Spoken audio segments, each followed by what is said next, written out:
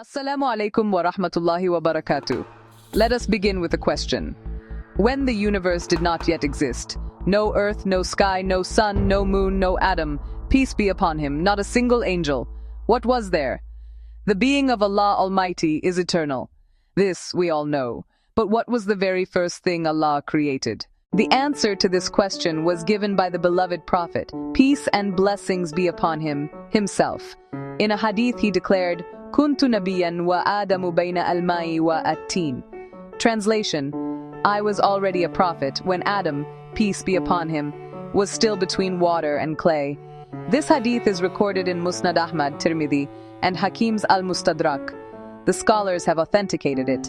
Now reflect, Adam, peace be upon him, had not yet been created, and yet the prophethood of Muhammad, peace and blessings be upon him, was already established. How is this possible? The answer to this very question is the subject the scholars of Islam have given a special name, Al-Haqiqah al-Muhammadiyah, the reality of Muhammad, peace and blessings be upon him. Dear viewers, today we begin a new series. In this series, one by one, we will speak of those great scholars, Sufis, hadith masters, and philosophers who over the past 1,000 years have written and taught about the reality of Muhammad, peace and blessings be upon him. And this point must be understood clearly. This is not the view of one individual. This is not the position of one sect. This is a tradition that has flowed continuously from the 3rd century Hijri down to our own day. So what does Al-Haqiqah al-Muhammadiyah mean?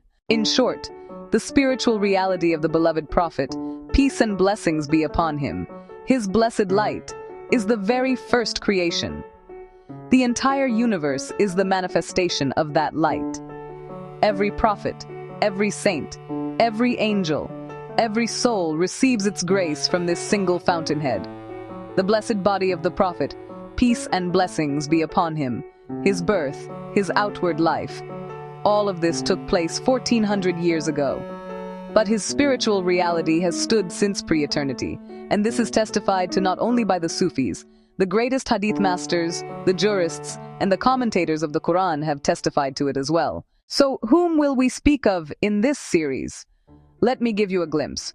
First, we will speak of Sahal bin Abdullah at-Tustari, the great Sufi of the 3rd century Hijri, who was the first to formally use the term Nur-i-Muhammad, the light of Muhammad.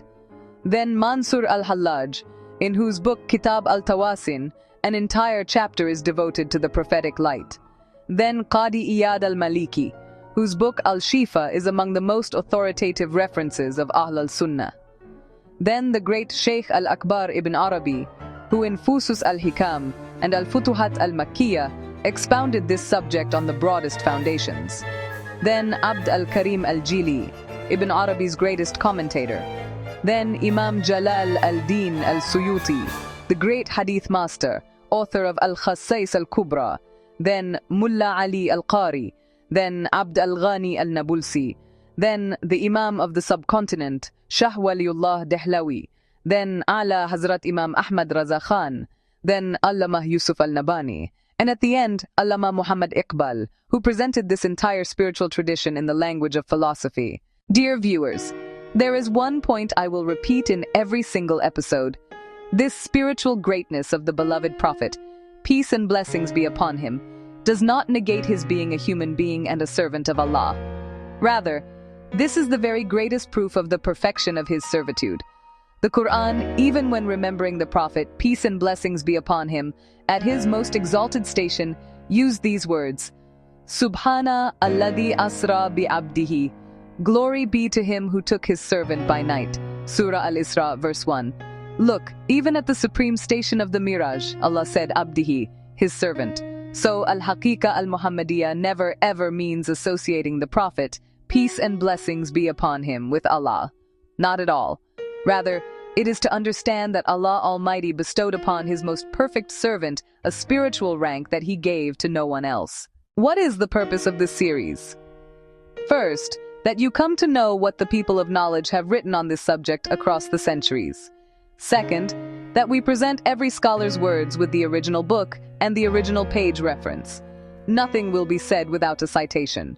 And third, and most important, that the love, the reverence, and the recognition of the beloved Prophet, peace and blessings be upon him, grow within our hearts.